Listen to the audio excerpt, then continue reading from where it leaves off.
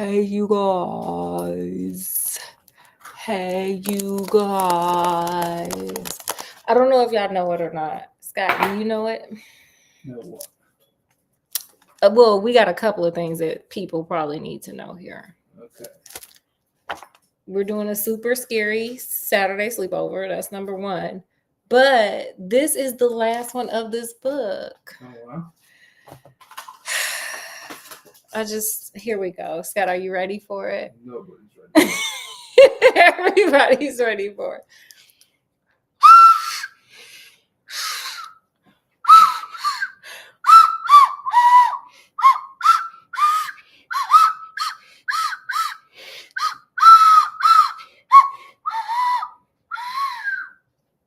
Do you know what that was? Nobody knows what that is. You can't say nobody because I know, and I'm somebody. Well, you're the only one. Okay, well, let me let the rest of the world know. That was My Heart Will Go On by Celine Dion. Okay. Because our heart does have to go on after this story. I mean, guys, think about it. Scott, okay, really sit and think about it. Let me tell you. Umi, hush. Umi's sad. My cat Umi, he's back there sad. Probably meowing at the damn raccoon, but whatever, he's sad. We did 127 pages together. Wow. Plus the 1,000 from the Sherlock. So we've been doing a lot here. But our heart must go on. Okay. After this story, though. Okay, so let's get started. I got, of course, my little Walmart candle, my Starlit Skies, period, because we're going to pretend like we're under it. Let's pretend we're camping. Scott, do you feel like you're camping? I do. Do you got some marshmallows for some roasting? Somewhere. You gonna make some s'mores or no? No. I'm tapped out. Oh, Scott had too much ice cream. Ooh la la. Scott, are you super scared? Because I'm scared. So super scared. Oh my gosh, it's scary out here. Viewers beware, you're in for a scare. Goosebumps. Remember that? I used to love Goosebumps. Shout out to R.L. Stein. Okay, y'all. Shout out to Are You Afraid of the Dark, too, because here we go. Huh? Are you scared, Scott? I am. This one is called... Umi, shut up. The Exchange. Ooh, it's so scary.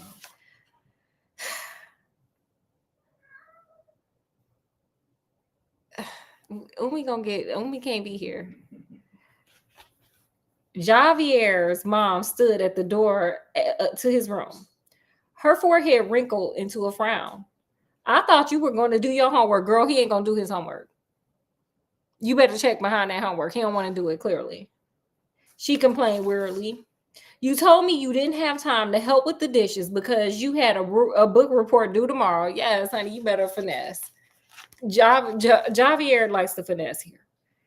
Scratched out on his bed, Javier looked at her over the cover of a magazine book.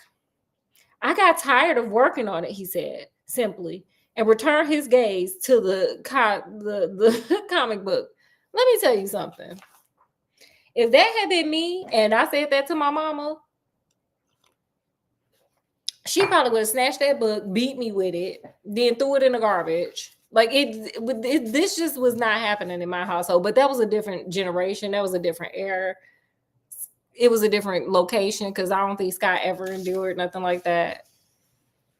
It was just different. It was a different time. Ooh la la, back in time. Okay, anyway. It was his favorite character. The Savage Sorcerer, a dark sort of medieval supernatural being who had mastered the art of magic and used it to get what he wanted. This sounds like anime.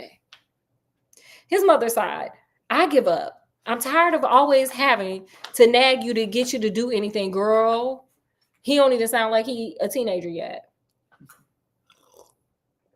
Scott, why are you chuckling about the teenagers? Well, because nobody knows that I make it. Make it to what? Teenager. Oh, well, messing around with this book, child. We don't never know. It's scary. It's a little scary. What it takes us. Sir, you're going to end up... Parents don't die and have to go live with his uncle. Scott, first of all, we got to stay unalive. And that was the last thing. That's why I wore my Mickey Mouse ears, so we can cleanse ourselves of that energy. Like when Mickey Mouse is here, those stories can't be here. Remember, we just said that. So Scott, why are you bringing that up when there are Mickey Mouse ears here and a birthday queen? Because that's where you go for your birthday.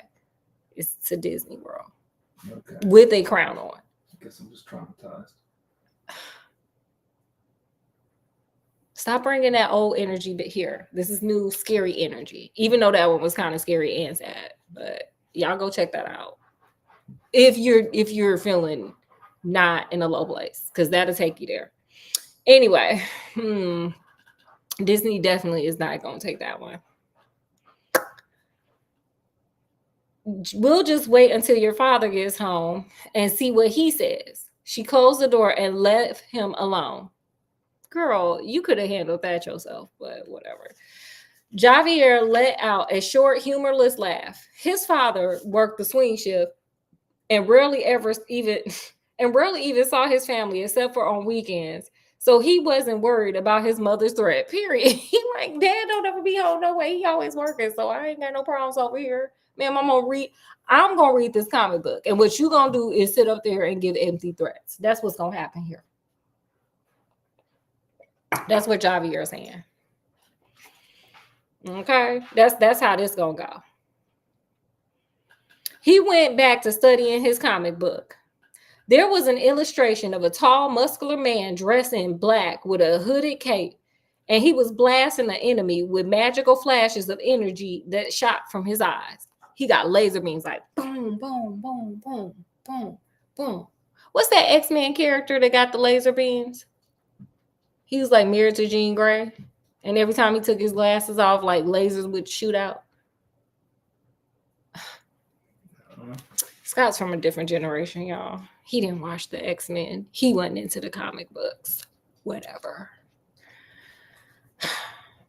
If I had powers like that, I would never have to worry about doing homework or chores or anything, Javier thought enviously. I could do whatever I wanted.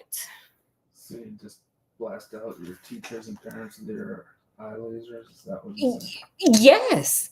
It's something I would probably consider. He glanced up at the collection of books and magic kits that he constantly wasted his allowance on. They're no use, he murmured. If I'm ever going to have real magical powers, I'd have to learn from a real sorcerer. Tossing the book to the floor, he walked to the window and stared up at the crescent moon. I'd give anything for powers like that, he whispered. Anything. Was that super dramatic? It was. I'm sorry, y'all. On weekends, Javier's mother usually took him and his grandmother shopping. First at the local mall and then at the grocery store. His grandmother didn't drive. In fact, she was a little afraid of cars. Javier figured it was because she was so old. That's so mean. Like, that's so mean, sir. Maybe she was in bad car accidents. You don't know. He didn't like being around old people. Oh, my God. Javier is going to be something else when he grow up. Javier going to be mean as hell when he grow up. And, sir, do you realize that eventually you going to get old if you make it out this story? Like, sir, for real. For real. What say you, Scott? Mm-hmm. He thought they were too slow and always talking about things that happened a long time ago, as if those things were actually still important. Javier a little mean here. Today, as usual, he was impatient with his grandmother. And as soon as they got to the mall, he made an excuse to go off on his own. Where you go? Meet us at the pharmacy in an hour, his mother called after him as Javier headed for the escalators. Yeah, he muttered, stepping into the first moving step. There was a video arcade on the second floor and a small magic shop. Sir, didn't you say that it was a waste of money going to buy the magic stuff and you want a real magic? You wanted a sorcerer? The shop had all the usual stuff, but it was better than nothing. Period. After a few minutes in the video arcade, Javier strolled to the magic shop and halted in surprise. Instead of being filled with a jumble of merchandise on display, the front window was covered by a black curtain. Oh, snap! In the lower right corner was a sign that read under new management. And below that, errant person wanted, apply within. Uh-oh, you about to get a job. Hey. Curious, Javier stepped inside. Gloomy and dim, the shop was filled with the smell of incense and scented candles. A tape was playing that sounded like people chanting. You might be in a cult.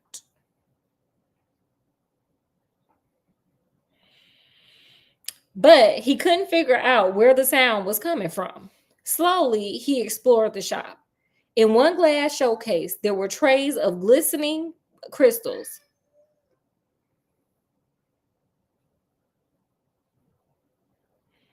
And then, of course, you looking at me, Umi, because you know you doing wrong.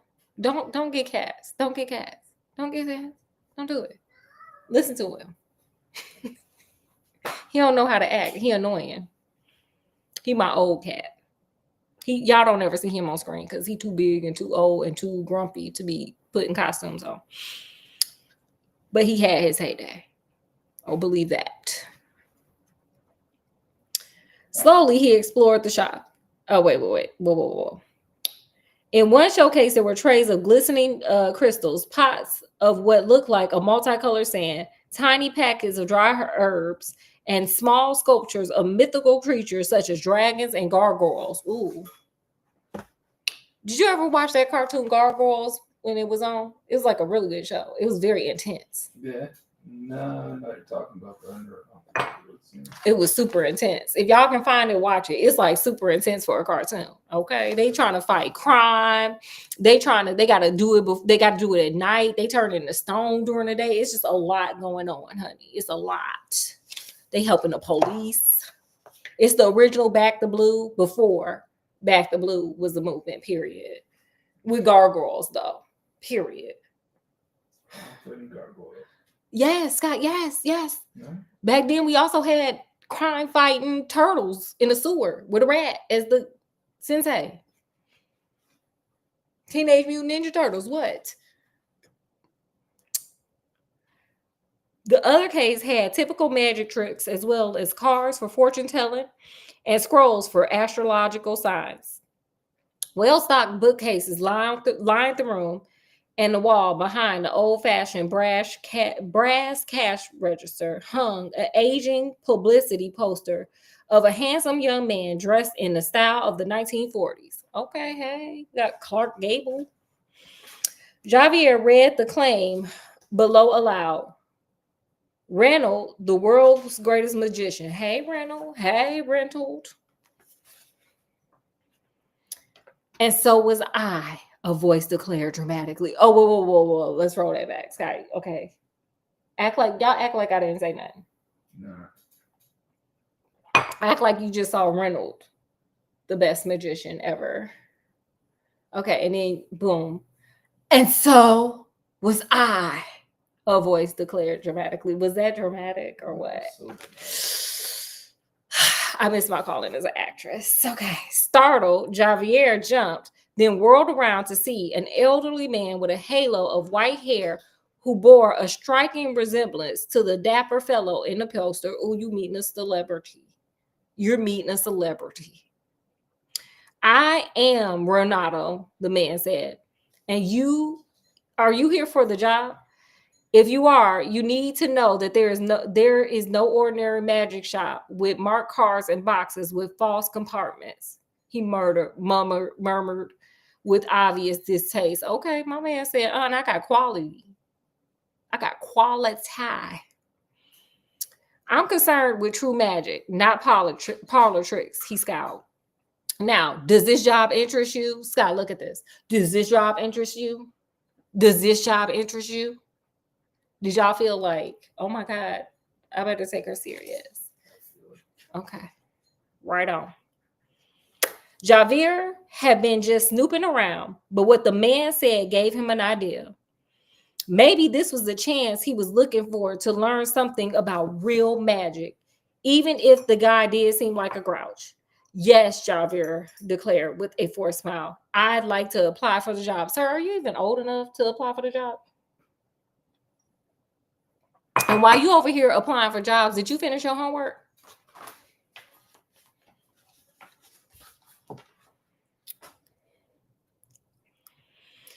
Renato raised the eyebrow and stroked his chin with a long, slender finger. It looked like this guy. I have long, slender fingers. Yes, you do. Yeah, I could probably poke your eye from all the way over here. Oh. I could probably poke y'all eye from way over here too. Okay. I require someone to run errands and do odd jobs Saturdays and Sundays, he said. So if you want to spend your weekends with your family or catch up on homework, see, there go that homework thing right there. He said, you don't get no family time and you don't get to do no homework. You can do real magic and hope that it works for you. Throw your life away and come work for me. Period. Oh, that's not important, Javier interrupted. He like, girl, I don't want to do no homework. I don't give a damn about my family. My mama get on my nerves. You can tell by the beginning of the book. I'm trying to learn how to shoot with lasers out of my eyes. Mm-hmm. Yeah. Yeah. That's what I'm trying to do. Oh, wait. Renato eyed Javier up and down for a moment. You're rather young, he said finally. What about friends? Javier like, baby, I don't got that. What is that? What about them? Don't you want to spend time with them on the weekends? Javier shook his head. Nah, I don't like other kids very much. I can't wait until I grow up. Sir, it don't sound like growing up is going to be to your benefit, sir. Because you sound real mean. And you probably like 10. Okay? You ain't even started paying bills and taxes yet. And you bitter. After staring at Javier for another moment, the old man reached behind the counter and pulled out a crisp sheet of paper and pen. Fill out this form, he instructed curtly. I'll let you know. When Javier got the call from the magic shop a week later, he was thrilled. Probably still ain't done that damn homework, though.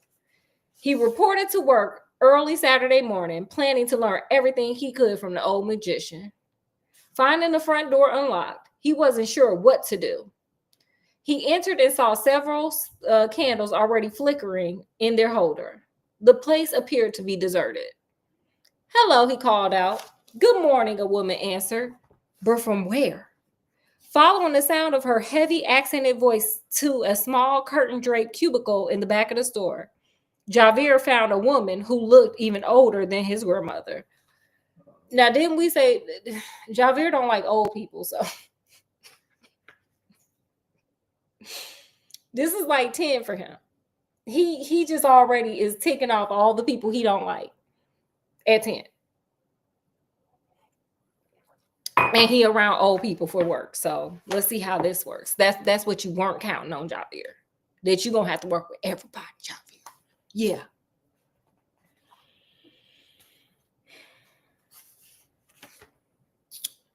Her face was deeply lined and wrinkled, and tufts of kinky gray hair stuck out from under her colorful scarf she had tied around her head.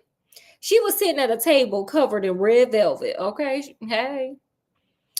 Carefully laying cards on the table. I am Greta, the woman said without looking up. Javier introduced himself as the new errand boy and asked her what card game she was playing. Sir, you don't want to know. She stopped and stared into his eyes, making Javier feel very uncomfortable. I'm not playing anything, Greta answered. This is a deck of tarot cards, and one does not play games with it. Ain't that right, Scott? I do tarot sometimes. And I be so spot on, Scott. How spot on? Perfectly. It's uncanny. It's uncanny. Javier moved closer and looked at the cards. They had strange pictures on them. He knew some people believed the tarot cards could be used to predict the future. Can you tell my fortune with them things? He asked. I do not need cards to tell you your fate, the elderly woman said mysteriously. Ooh, let me try that again. Let me look at you. I don't know who to look at. Oh my gosh. I do not need cards to tell you what your fate is. How mysterious was that? Wow. It is here. She held out both hands in the dim light, and Javir stared at her slender, gnarled fingers and aged spot skin that hung loosely on the back of her hands. Tell us how you really feel, Javir. Your fate was already decided when you walked through that door, she added. And the only way to avoid it now is to leave before. Suddenly, Greta seemed fearful and her gaze shifted to the front door. Javir turned to see Reynaldo standing there. Well, honey, that just told you something right there. Reynaldo is not there for you, sir. Ah, so you're here, he said gruffly to Javir. Well, you need not stand idle. Come with me. There are some boxes of books that need to be unpacked. Javir followed the old man to a cramped, gloomy storeroom filled with the cardboard boxes. Check the contents of these boxes against this list, he said, handing Javir a printed sheet of paper. Sir, you ain't learning no magic. What you learning is admin. Admin. Scott, what do you think this is? Maybe it's like being the Karate Kid. It's like wax on, wax off. Mm-hmm. Do the chores and then it'll reveal. That lady already told you, sir.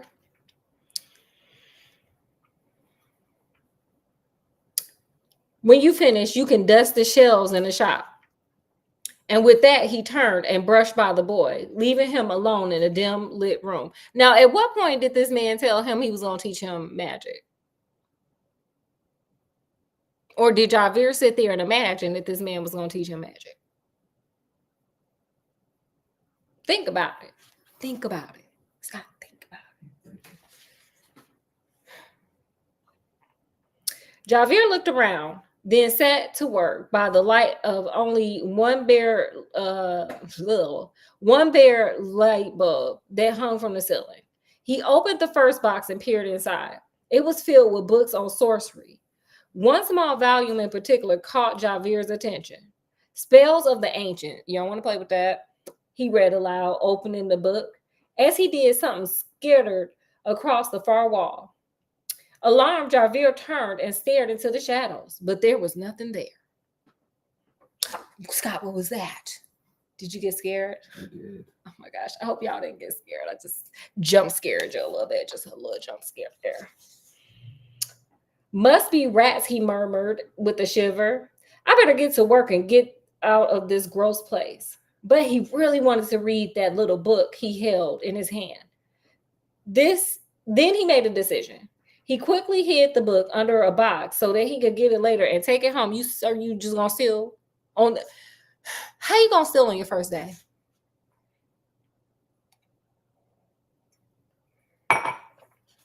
You gonna get fired on your first day, sir. After finishing the chore Reynaldo had given him, Javir picked up a feather duster that was hanging on a hook on the wall and headed for the main area of the shop to dust the shelves. As he worked, he noticed the people who entered the shop. Some were obviously just curious shoppers. Others seemed a little odd, even creepy. One woman purchased a bag of dry herbs and, murmuring something under her breath, took a pinch, crushed it under her finger, and sprinkled it over her own hair. Sir, she just doing a little witchcraft. Nothing. Calm down. Aren't you there to learn magic? Maybe you should have asked her what the hell she was doing. Maybe she got dandruff. We don't know.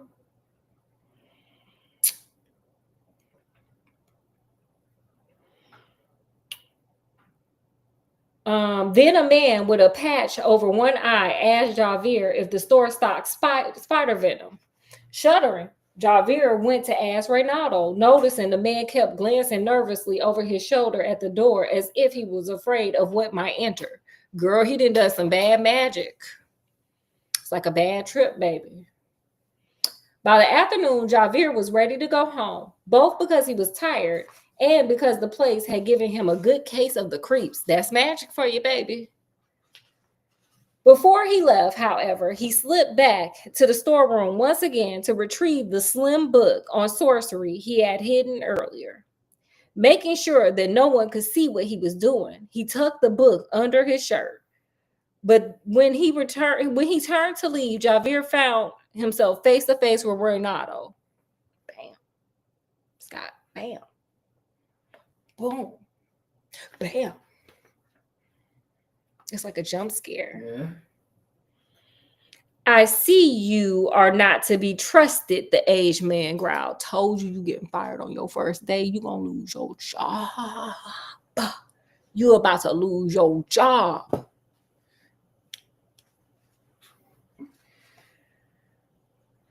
Javier shook his head. You don't understand, he moaned. I wasn't stealing it. I was going to bring it back. I just wanted to read it and maybe learn some of the spells. Sir, that ain't how that works.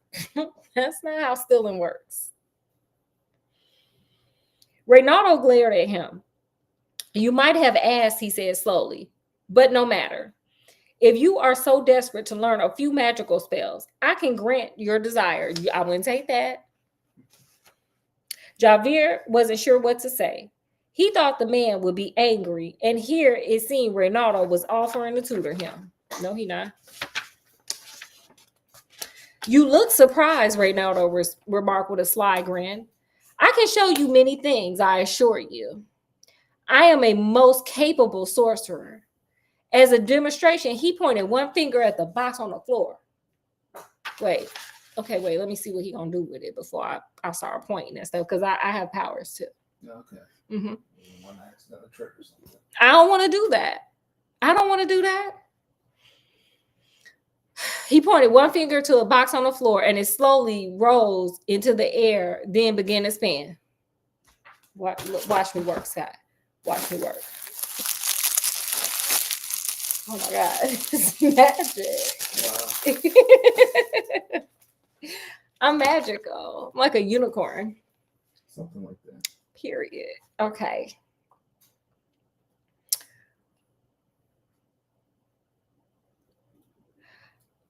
Javier gasped in a stunned amazement. Yes, I would be willing to share some of my knowledge with you, Reynaldo added. But of course, I would want something in exchange. Do it. Something inside of Javier screamed that he should just put the book down, leave, and never come back. That would have been right there. That do you know what that is, Scott? It's a gut instinct. That's their intuition. You know how they have the devil angel on the shoulder? That's the angel telling you, don't do it, sir. Just get that damn book back and run. Don't do it, Miss Seeley. Don't do it.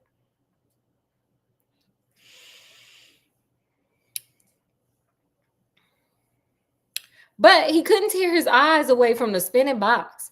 He'd give anything to be able to do such things. And here was someone who obviously knew how to teach him.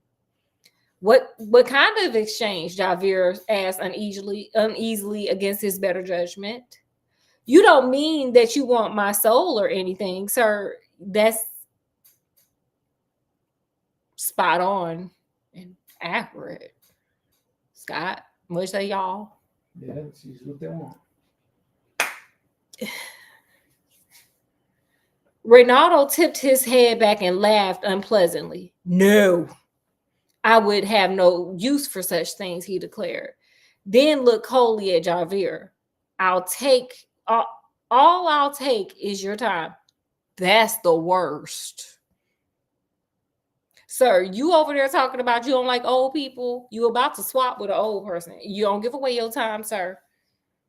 You don't give away your time.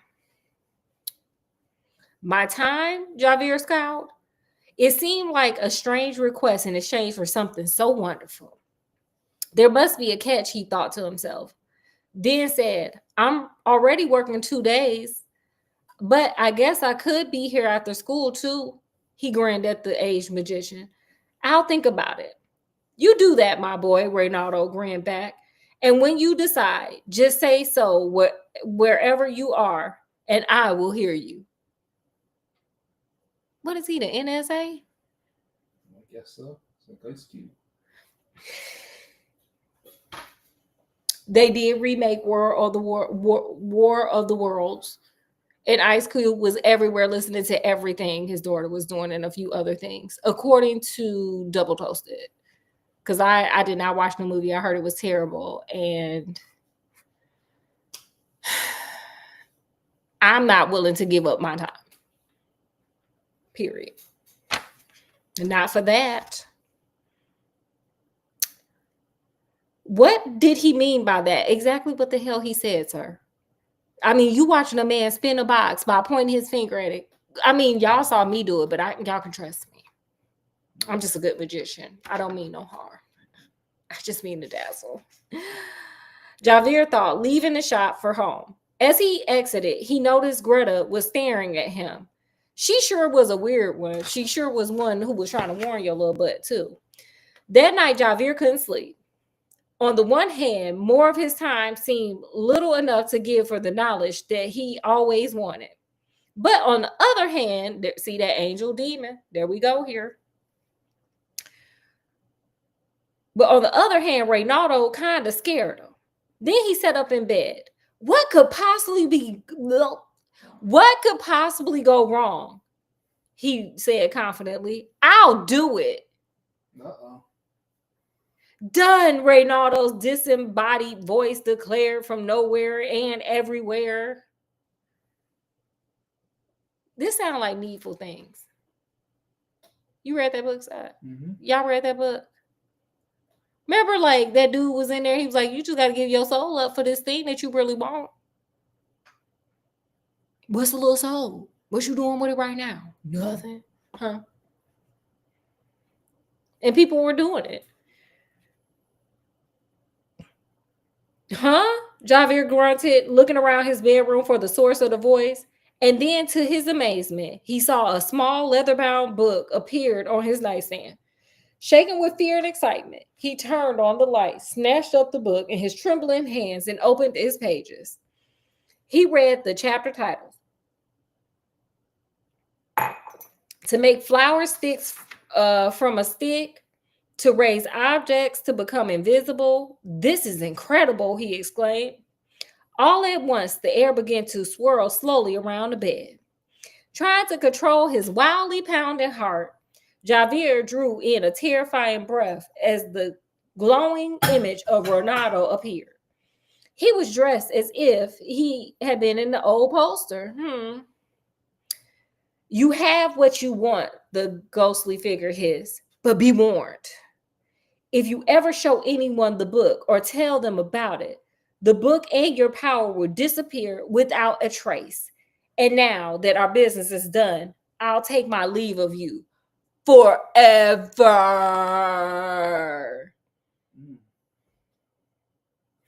Abruptly, the room was once again quiet and the image of Reynaldo was gone. In awe, Javier stared at the spot where the magician had been, then turned his attention back to the marvelous book. He chose a spell to raise objects. Now, he pointed that finger at him. Oh, there go that finger and stuff spinning. It's like as the world turns. That's just one of our cats. He heard there was a magician. He studied it and pointed his finger at the clock radio. Laughing with delight, he watched it raise unsteadily from the dresser. After quickly testing several more spells, Javier finally fell into a blissful sleep, clutching the book of his dreams in his arms. The sun was just rising when Javier woke again. He couldn't wait to get up and try some of the more exotic enhancements. My life will never be the same, he thought gleefully as he pushed back the covers. I won't have to stay here anymore. I can have anything I want. No, sir. He started to get up, then sat awkwardly back on the edge of the bed. He felt very tired and his fingers were a little stiff. Uh-oh. They probably hurt from holding the book, he reasoned, rubbing his knuckles. But when he looked down at his hand, a shock coursed through his entire body. Oh, Lord. His fingers were slender and gnarled. Like this guy. And the loose skin on the back of his hands were spotted with age. Oh, no. Uh-huh. Mm-hmm. Here we go. Here we go. We over there looking like this right here. We over there looking like that. All at once, the image of Greta, the old fortune teller in the shop, came back clearly. He could see her holding out her hands to him. Your fate is here, she said. And now he knew why she had made a point of showing him her time-worn hands. No! I sound like that dude on Intervention. Okay. Have y'all seen that meme with that man?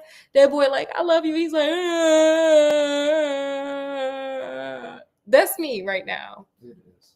I'm giving that energy. Mm-hmm. No! It can't be true, Javier pled.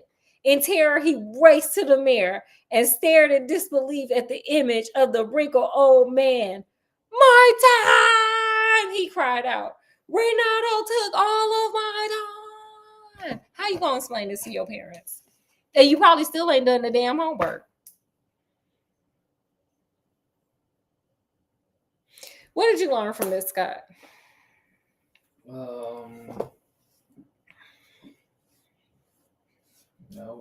gotta, nothing comes easy. There's a price to be paid. Let's take the shortcut. Absolutely agreed. I'm gonna piggyback on that.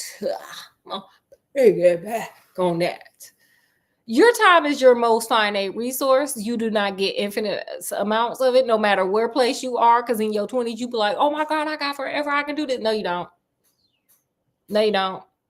So make sure you take care of your time. Make sure you don't waste your time. It is your most finite, not infinite, finite, meaning there's only so much of it, resource. Respect your time, value your time, honor your time for what you want to do. Did you guys have anything? Put in the comments what you learned. Do you have anything else, Scott? That was it. Okay, I always forget to do this. I always forget to say, oh, guys, like, share, and subscribe. And I also forget to blow out the candle, to, signal it's over. And, from wherever we are to wherever you are, peace and love and happiness. I'm sorry I had to scare y'all, but I made up for it with with my Mickey Mouse puffball hat and my birthday queen. Especially after that last story. It was a rough one. It was. So we have completed this one. I hope you guys enjoyed. I have the other versions of this this type of book, so we're gonna keep going because I have a good time. Scott, do you? I do. What about you guys? So anyway, I bid you guys good night. Y'all sleep tight or whatever you're doing. Be safe out there, and we'll see